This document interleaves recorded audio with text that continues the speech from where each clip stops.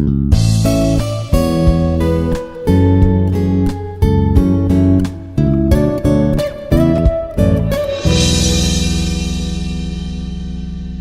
everyone, this is Anand Goud, Assistant Professor from Civil Engineering Department from Institute of Aeronautical Engineering. In this lecture, we will discuss about the topics bearing, compass surveying, bearing and angles, and bearing systems. After learning about these particular topics, we are going to apply these principles to complete the chain surveying or leveling or contouring for accurate data collection. Coming to the detailed contents of this lecture, we will learn about the introduction of compass surveying and difference between the chain surveying and compass surveying, and classification of travels, and bearing and angles, and bearing systems. Okay, these are the contents we are going to discuss in this particular lecture. Coming to the introduction part here, till now we have learned about the chain surveying. So in the chain surveying, we are going to measure the linear dimensions. Suppose, for example, from point A to point B, we are going to measure the distances. So here we are not going to concentrate on the angles or directions. Okay, only the linear measurements will be taken by using the equipments like a chain or tape, right? And this particular chain surveying will be useful for, or else used in whenever the surveying is to be done in the small areas, right? So here the area to be surveyed is comparatively small and is fairly flat. Okay, the surface of the area will be flat. There is no undulations on the surface. Okay, in that particular situations, we are going to use the chain surveying. However, when the large areas are involved, okay, methods of chain surveying alone are not sufficient. So whenever you have the large areas where you need to do the surveying, so in that situations, we are not going to use the chain surveying, because the Earth's curvature also need to be considered, or else we have to know the angles and direction. Okay, depending upon all this, we are going to limit the chain surveying to only small areas and whenever you have the surface flat. So in such cases, okay, whenever you have large areas, it becomes essential to use some sort of instruments which enables angles or directions of the survey lines. So whenever the area is very large and in the particular areas, we are going to use some sort of instrument, like we are going to use different compasses. Okay, right. So in the compass surveying, each control point is established with the help of both linear and angular measurements. Okay, in compass surveying, we are going to establish the control points. Okay, whatever the line you are going to do the surveying, so that particular control points will be established along with the linear as well as angular measurements. Okay, and this process is termed as traversing. Okay, if you are going to do the surveying by considering the linear measurements as well as angles, then this will be considered as traversing, and this particular process is called as a traversing. Now, so in engineering practice, following are the different instruments used for such measurements. Okay, see, if you want to locate the lines or else points, okay, by using the direction as well as the linear measurements, for that we are going to use following instruments for the direct measurements of the directions. Okay, the first one is surveyor's compass, and second one is prismatic compass. Okay, and next one, instruments for measurements of angles. Okay, these are sextant and theodolite. Okay, these are the instruments we are going to use for measuring the different types of angles or measuring the dimensions. Now, our next part of our lecture is the difference between the chain surveying and compass surveying.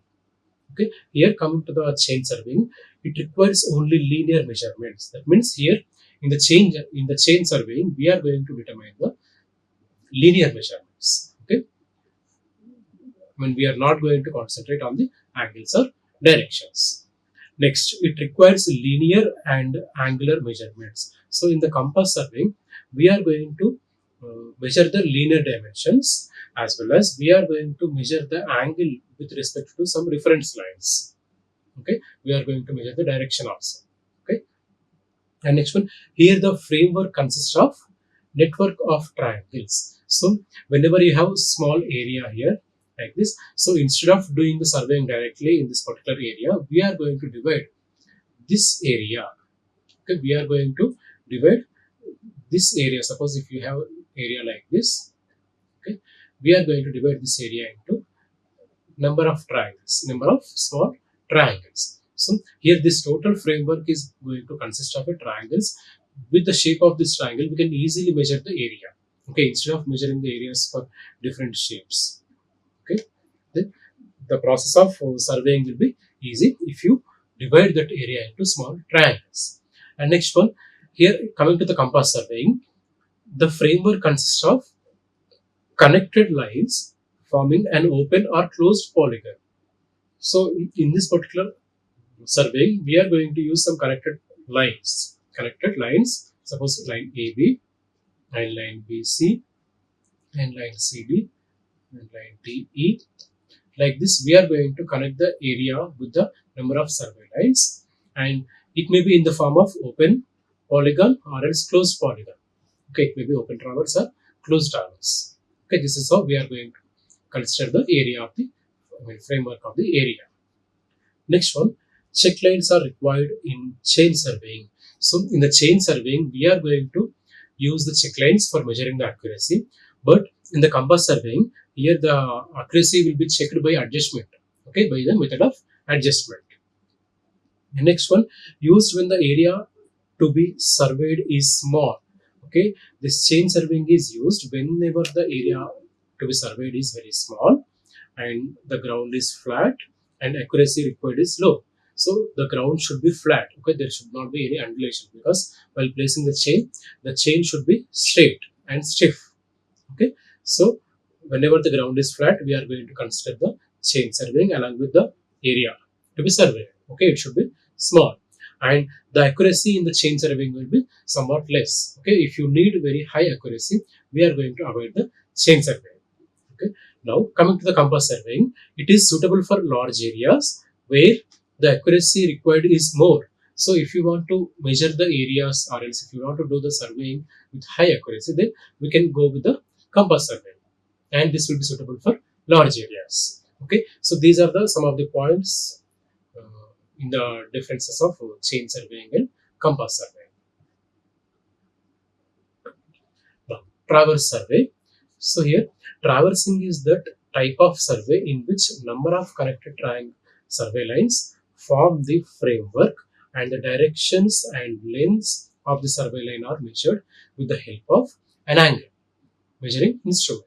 So here, in this, we are going to do the survey by using the different survey lines. Okay, by connecting the different survey lines, we are going to form one network. Okay, we are going to form one network or framework, and here we are going to focus on the direction as well as length. Okay, if you take this particular line, what is the direction of this particular line as well as the length? Okay, this will be determined by using the different angle measurement instruments. Okay, now we are going to divide this traversing into two types, that is closed traverse and open traverse. Okay, we will discuss about this. Yeah. Coming to the first one, closed traverse. So a closed traverse start from a station. Okay, when you start your surveying, we are going to start from a station and closes either on the same station or another station whose location is already known. Okay, suppose if you start the surveying from this particular point, it may end here or else it may end somewhere else. Okay, this is the starting point and this is the ending point. Okay, this particular procedure is called as a closed traverse. Okay, in this, the opening location and the closed location will be known to the surveyor. And next one, if a traverse starts and ends at the same point whose location is already known. Okay, suppose if you are going to do the surveying of this particular area, then here I am starting the surveying, and then like this, I'm going to establish the different points here, like E, D, C, B, or else E, B, C, D, E. Now, when you start the surveying in this direction, and I am going to end the survey line in the initial point, that is start point. Okay, this location is already known here, right? So this type of surveying is called as a loop surveying. Okay, whenever the traversing is starting at one point and ending at the same point. Okay, and the location of this particular point is already known. Okay, this type of this type of surveying is called as a this type of closed surveying is called as a loop surveying. Okay, and next one, if a traversing starts and ends at different points of known location, suppose this is the point A, and I am starting the surveying like this. Okay, I am going to establish different points. Okay, A, B, C, and D, and E. So here I am ending the surveying traversing. Okay, that means this position also I know. I want to just do the surveying, or else I want to measure the area or lengths. Okay, with respect to the direction of these lines, then I am going to start here and I am going to end here, and this location is already known to me. Okay, I know this particular point. So this type of surveying is called as a link traverse. Okay, now this is the example. See, here I am starting the traversing, and with this I am establishing the point B and C and D, and E location is already known. Okay, from A and E we know the location, and we are going to establish these 3 points, or else I want to find the lengths and directions of this particular points. So this type of traversing is called as a link traverse. Okay, so in case of closed traverse, it is easy to detect the error and adjust the balance. Okay, we can balance it and we can adjust it and we can easily identify the errors. Okay, that is the advantage of closed traverse.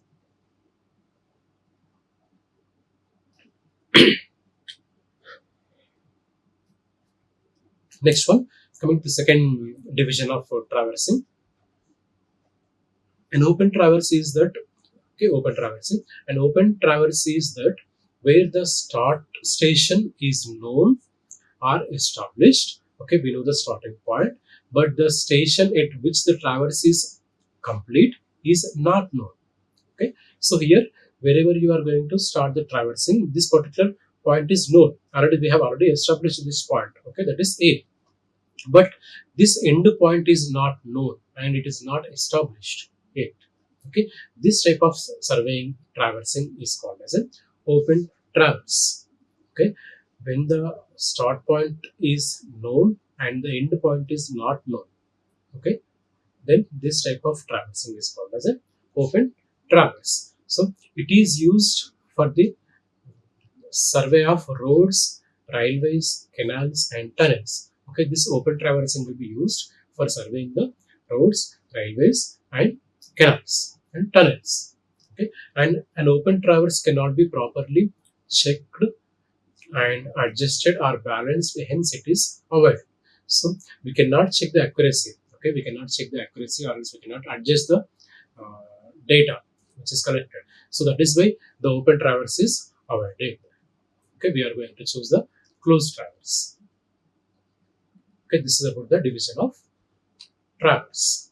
Now coming to the next part of our lecture, that is bearing and angles.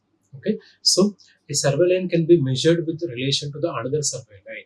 So bearing and angles are nothing but, see, suppose you have a line AB. Okay, you have a line AB which is drawn like this. Now in the chain surveying, we have determined only the linear measurement. That means we have found only the length by using chain or by using the tape.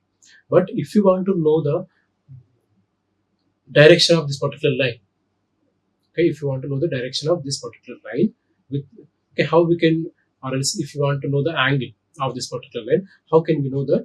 Okay, we should have some reference line, right? So if we have any reference line like this, then with respect to this line, you can measure the angle here.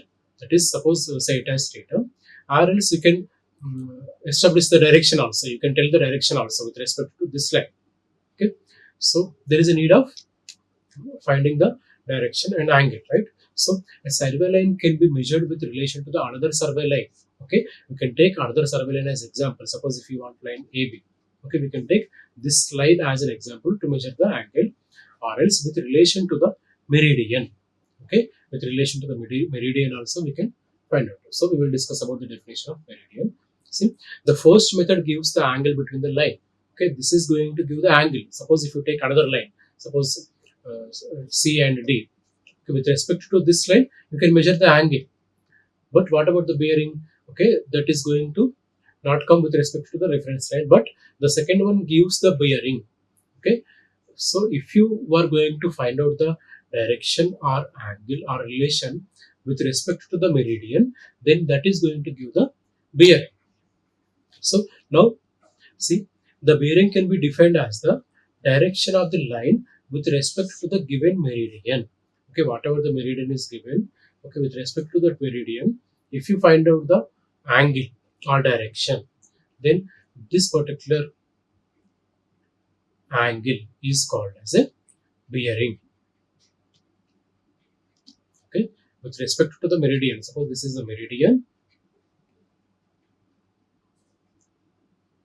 Okay, this is the meridian.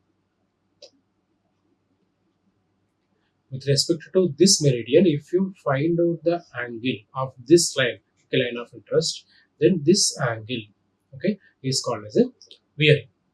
Okay, with respect to this meridian. Okay, now there are three types of meridians and bearings. Okay, we have different types of meridians, that is true meridian, magnetic meridian, and arbitrary meridian. So now we will discuss about each meridian and each bearing in detail. See, coming to the true meridian, suppose you have Earth surface like this. Okay, this is the Earth surface. On this Earth surface, I am just taking one line from one point to another point. Okay, from this point to this point, I am going to draw one line. So the line which is joining these 2 points, that means these 2 points are established at the North Pole and at the South Pole. Suppose if the line, whatever the line you are going to draw, if that meets the South Pole and North Pole, okay, this particular line is called as a true meridian. Okay, so the line that passes through the true north and the true south poles. Okay, this particular point is called as a north pole, right? So this is called as a true north, and this point is called as a true south. So if this particular line is passing, okay, if this particular line is passing through the true north and true south, then this is called as a true meridian. Okay, so it represents the true north south direction at the place. So this particular meridian is going to represent the true north and south direction. Okay, whatever the line you are going to take, the direction will be in the true north and true south.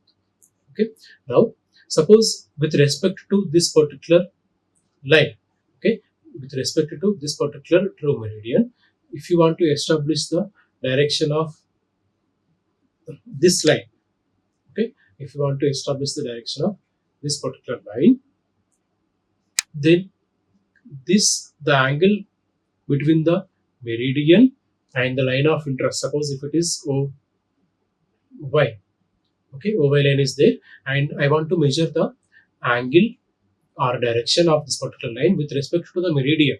Okay, this angle is called as a true bearing. Okay, this angle is called as a true bearing. Okay, so here you can see the definition. The true bearing of a given line is the horizontal angle made with the true meridian.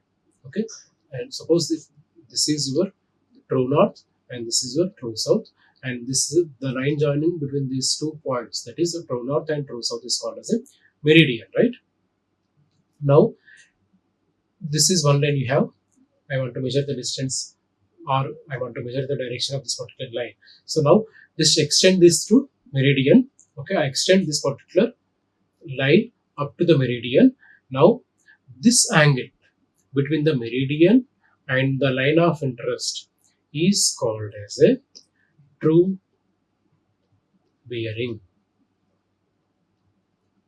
Okay, so that is in plane surveying, the true bearing is measured from the true north. So in the plane surveying, the bearing, the angle will be measured from the true north only. Okay, now the true bearing of a line is also called as a azimuth. Okay, the true bearing is also called as a azimuth here. Okay, this is about the true meridian and true bearing. Now coming to the magnetic meridian. Okay, see, suppose if this is your Earth surface and take one magnetic needle, just freely just suspend it. Okay, when you suspend the magnetic needle on the Earth surface, so it is going to float by taking the magnetic field from the Earth's surface. Depending upon the magnetic field, it is going to choose one direction. Okay, it is going to float and it is going to locate the points that is north and south. Okay, by taking the magnetic field of the Earth's surface as a reference, it is going to float, or else it is going to float on the surface, and that indicates the north and south. So the direction that is shown by a freely suspended and floating balanced magnetic needle is called as a magnetic meridian. So whenever this needle is going to choose, that means this magnetic field is going to start from the south position to north position. Okay, it is going to diverge here and it is going to converge at this particular point. Okay, now the imaginary line between the south and north. Okay, this line where the needle is going to show the direction, this line is called as a magnetic meridian.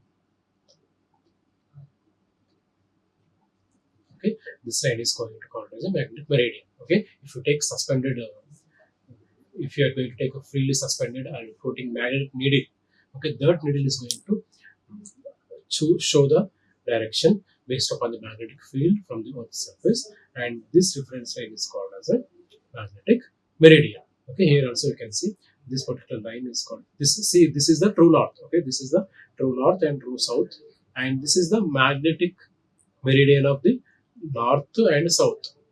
Okay, this is the difference between the true meridian and magnetic meridian. So coming to the magnetic bearing, the magnetic bearing of a line, given line, is the horizontal angle that makes with the magnetic meridian. Okay, suppose if you take any line, okay, AB, okay, this line AB is going to just extend this line to the magnetic meridian, and the angle made by this particular line AB with respect to the magnetic meridian is called as a, suppose say it as alpha. Okay, say it as alpha. Okay, this particular angle is called as a magnetic meridian. So, sorry, magnetic bearing. Okay, yeah. Next one, arbitrary meridian. So here arbitrary meridian is, but in this particular meridian, see, in certain situations a convenient direction is established with respect to the permanent or a common mark in the area during the survey. See, wherever the magnetic meridian or true meridian is not necessary, okay, not required, so there we are going to use the arbitrary meridian. See what is meant by arbitrary meridian. See, there is no reference points now. Now here you have one permanent structure, okay, like this. Okay, suppose say this is one of the permanent structures we have near the area to be surveyed. Now I want to locate this particular object. Okay, whatever the object, okay, I want to locate this. So here the area is very small and we are not going to use the true meridian or its magnetic meridian, okay, as a reference, but here we are going to use this permanent structure as a reference to locate this particular object. See, suppose with respect to this particular building or structure, if this particular structure, this particular object is having or making an angle of gamma. Okay, now I am taking this particular permanent structure as reference. So with respect to this particular structure, just measure the angle. Okay, just measure the angle between the permanent structure and the object where you want to establish. Okay, now this particular angle is gamma. Now the line where you are going to take the reference, okay, this particular line, okay, this particular line is called as an arbitrary meridian. Okay, from the permanent structure you are going to choose one side or one line. Okay, okay, this line is making an angle of gamma with respect to the object, and this particular line, reference line, is called as an arbitrary meridian. Okay, now coming to the arbitrary bearing, the angle made by this particular arbitrary meridian with the established line, okay, this particular angle is called as an arbitrary bearing, with the angle between these 2 points. Okay, the horizontal angles made by a line with arbitrary meridian. Okay, this is the survey line, right? So this is going to make some angle with respect to the arbitrary meridian, and that particular angle is called as a arbitrary bearing. Okay, these are the different types of meridians and different types of bearings. Now coming to the next part of the lecture, that is bearing systems. So now, whatever the bearings we have learned now, that particular bearing of a line is designated in the following systems. We have two systems, that is whole circle bearing system and quadrantal bearing systems. Okay. Now we will discuss about the each and every type of bearing systems separately. Now coming to the first one, whole circle bearing system. So in the whole circle bearing system, it measures the angles from the magnetic north or with the south in the clockwise direction. So here, see, it is going to measure the angles from the north, magnetic north. Okay, from this particular direction, it is going to measure the angles. Okay, the whole circle bearing of a line may vary from 0 to 360 degrees. So here, in this particular system, we are going to take the angles or bearings from 0 degrees to 360 degrees. Okay, it is going to start at 0 degrees and it is going to end at 360 degrees. Okay. Now the whole circle bearing is measured with a prismatic compass. Okay, for measuring the bearings in this particular system, we are going to use prismatic compass. Or else prismatic compass will be established with the whole circle bearing system. Okay, suppose for example, see, here we have different quadrants which is representing the north and south and east and west, right? Okay, so now here we have one line, that is point O, and in between point O and point A. Okay, now this is the one line OA. Okay, now I want to measure the angle or direction of this particular line OA with respect to north pole. So in the whole circle bearing, we are going to represent the bearing of OA as 45 degrees. Okay, how much angle it is making? Suppose say it is making 45 degrees angle. So the bearing of OA will be written as 45 degrees directly. Okay, this is under bearing, whole circle bearing. Suppose if you have a line, in the second quadrant, that is in between the east and south direction, that is line OB. Now here, whenever you are going to represent the bearing of the line, we are not going to take from the south, east direction, not within this quadrant, we are not going to mention, but we are going to take the reference from the magnetic north itself. Okay, if you measure the angle from magnetic north, how much angle it is going to make? Okay, it is making around 140 degrees angle. So the bearing of OB will be represented as 140 degrees. Okay, this is how we are going to construct the bearing of the different lines in the whole circle bearing. Okay, now if you take the line in between in the third quadrant, that is in between the south and west zone. Okay, now this is the line OC. Now if you want to establish the bearing of this particular OC line, this will be calculated from the north direction itself, from the north side. Okay, that is 227. It means the bearing of OC will be around 227 degrees, because we are going to consider this angle from the magnetic north. Okay, and the two in a clockwise direction, not in the anti-clockwise direction. You have to take only in the clockwise direction, as mentioned. Okay. Now, if you have any line in the fourth quadrant, that is in the west and north zone, then here also we are going to consider this bearing from the magnetic north in the clockwise direction, and the bearing will be around, as OD is equals to 315 degrees.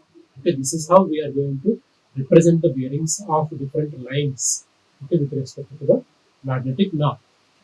And this is what the whole circle bear. The second type of bearing system is quadrantal bearing system or reduced bearing system. So quadrantal bearing system is measured from the north point or south point, or the in the clockwise or anti-clockwise direction. South point or else north point, we are going to establish the points, and we have to check whether the established line or else line of interest should be near to the poles. If the line is near to the North Pole, we are going to establish the bearing from the North Pole. And if the line is near to the South Pole, we are going to establish the bearing from the South Pole. Okay, and therefore the quadrantal bearing of a line cannot be greater than 90 degrees. So, due to, we are going to consider two poles from the north as well as from the south. That is why the angle should not be greater than 90 degrees. Now, in this quadrantal bearing system, we are going to count the values or readings from the 0 to 90 degrees. Okay, the bearing of any particular line will be counted from 0 to 90 degrees. So here we will discuss about an example. Suppose take a line of OA. Okay, this is our line of interest. Now, if you want to establish the bearing of this particular line, now we are going to write it as north 45 degrees to east. Here, north means this particular line of interest is going to make an angle of 45 degrees with respect to North Pole, because this particular line is near to the North Pole. If you compare with the South Pole, this is making an angle of more than 45 degrees. That means it is very far from the South Pole. So that is why, as per the condition, the nearest pole is considered. That is why we are taking north as a first point, and the angle made by this particular line, that is 45 degrees, is represented in the middle. And then again we are going to establish the direction, that is adjacent direction, that is east direction. Okay, this is how we are going to represent the bearing of lines. Suppose if you take the line OB, which is in the second quadrant. Now, if you compare this particular line in terms of angle, it is very far from the North Pole and it is very near to the South Pole. So, while establishing this particular bearing, the nearest pole is considered, that is South Pole I am taking, and the angle made by this particular line is 30 degrees. 30 degrees will be written here, and the nearest adjacent side is east. Okay, here you can write the east side. This is how we are going to represent the bearing of the second line. And if you take the third one, that is OC line bearing, see, it is near to the South Pole. As per the condition, we can take clockwise bearings or else anti-clockwise direction. Okay, both directions we can take. But in the whole circle bearing, we are going to take the directions only in the clockwise direction only. But here it is not like that. You can take the angles in the anti-clockwise direction also. So, while establishing the bearing of this particular line, we are going to write it as line OC, that is north, south, okay, south 60 degrees. It is making an angle of 60 degrees with the South Pole, and the direction is west. It is nearest direction is W. So, south 60 degrees to west. Okay, this is how we are going to establish the bearing of this particular line. And next one, if you see the line OD, this is also making an angle of 30 degrees with the North Pole, and it is making an angle of 60 degrees with South Pole. So, the North Pole is very nearest. That is why here we are representing with the north 30 degrees with west. Okay, from north we are going to establish. Okay, from in this direction we are going to establish. This is the north side and this is the west side. Okay, while writing the angles, we are going to follow this particular condition. Okay, so the letters N, E, SRW. That means north, east, south, west are used to represent the different directions respectively while writing the quadrantal bearing of a line. Okay, the following rules are used. Okay, the first letter will be north or south. Okay, with respect to north or with respect to south, we are going to establish the first letter will be, okay, and then the angle of the bearing. Okay, first we are going to write north or south, then we are going to write the angle, that is theta, and next lastly the letter E or W. Okay, now last at the end we are going to use either E or else either W. This is how we are going to represent the lines of bearings. Next, the quadrantal bearing of a line is measured with the surveyor compass. Okay, this particular system will be used with the surveyor compass. Okay, in this particular section, we are going to use one. We have one note, that is, in the quadrantal bearing system, the angle measured can be either clockwise or anti-clockwise. So, in this system, we are going to measure the angles in the clockwise direction or as well as in the anti-clockwise direction. Okay, this is about the whole circle bearing and quadrantal bearing system. Okay, these are the references. Thank you. Like, share and subscribe. Hit the bell icon for more updates.